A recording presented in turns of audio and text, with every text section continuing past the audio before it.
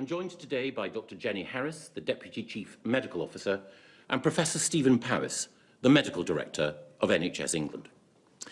I'd like first to update you all on the facts about the spread of COVID-19 and the steps that we are then taking in the battle against this virus.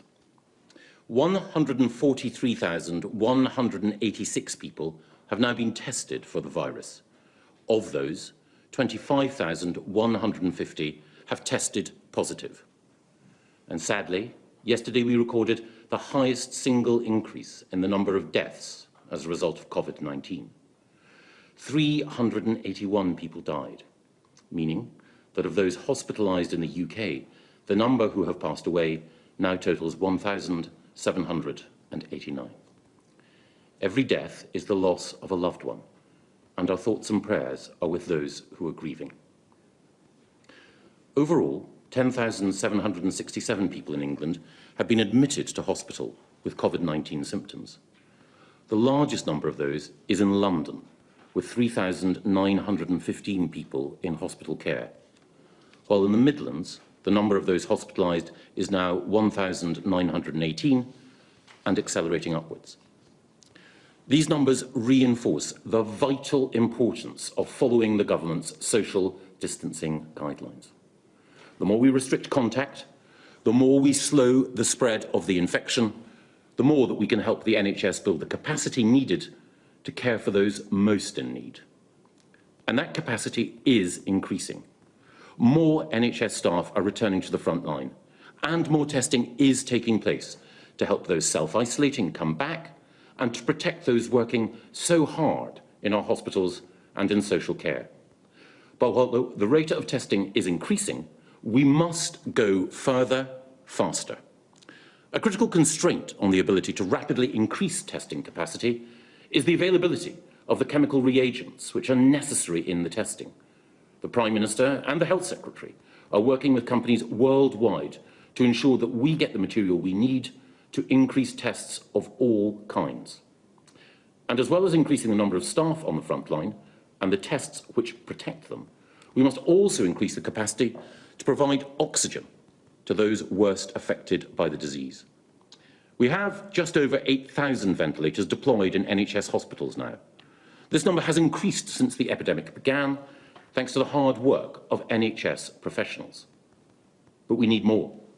That's why we are buying more ventilators from abroad, including from EU nations. And it's also why we're developing new sources of supply at home. Before the epidemic struck, we had very little domestic manufacture of ventilators. But now, thanks to the dedication of existing medical supply companies and the ingenuity of our manufacturing base, we have existing models being produced in significantly greater numbers and new models coming on stream. Orders have been placed with consortia led by Ford, Airbus, the Formula One racing teams, including McLaren, GKN Aerospace, and Rolls-Royce and Dysons.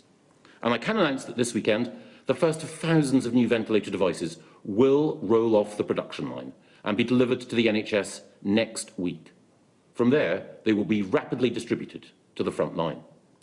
And as well as increasing the capacity for ventilation, which helps support those patients worst affected, we're also increasing the capacity to provide oxygen to affected patients at an earlier stage in the process of the disease, helping to avert, we hope, the deterioration of their condition. A team led by UCL, working with Mercedes-Benz, will produce 10,000 new CPAP devices to support affected patients, and a team from Oxford University are also developing related technology. And in our determination to prevent as many patients as possible seeing their condition worsen, we are conducting rapid clinical trials on those drugs, including anti-malarials, which may be able to reduce the impact of COVID-19 on those affected. But even as we seek to explore every avenue to slow the spread of the disease, to reduce its impact, and to save lives, I'm conscious of the sacrifices that so many are making. That's why the Chancellor's economic package is in place to support people through a difficult time. It's also why we are working so closely with our colleagues in the devolved administrations to coordinate our response across the United Kingdom, and I'm grateful to them, as I am to the thousands of dedicated public sector workers, cleaners and social workers, prison and police officers, those in the Royal Mail and in our schools. And I want to thank them, and also the leaders of the trade unions who represent them.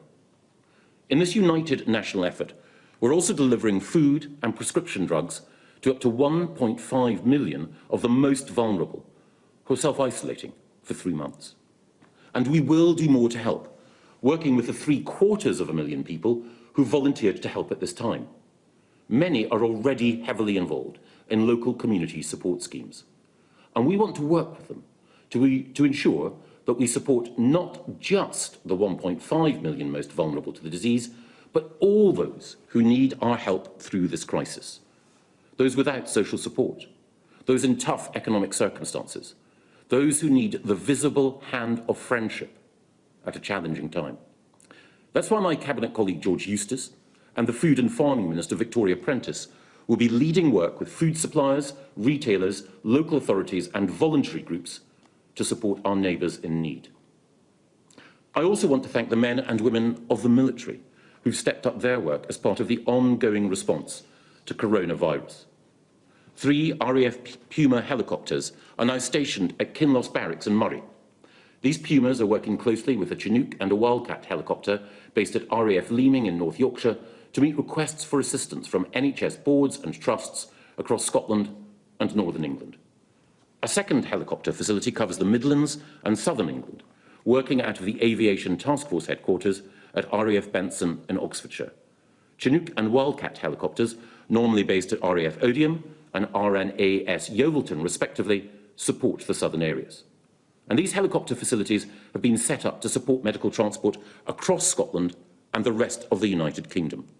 The task force is also available for general support, such as moving equipment and personnel to where they are needed across the United Kingdom. And the Kinloss-based support follows the use of an RAF A400M transport aircraft working with the Scottish Ambulance Service to evacuate a critically ill patient from the Shetland Islands to Aberdeen to receive intensive care treatment. I'm deeply grateful for everyone in the armed forces and in the public sector who are doing so much to help us in the fight against coronavirus.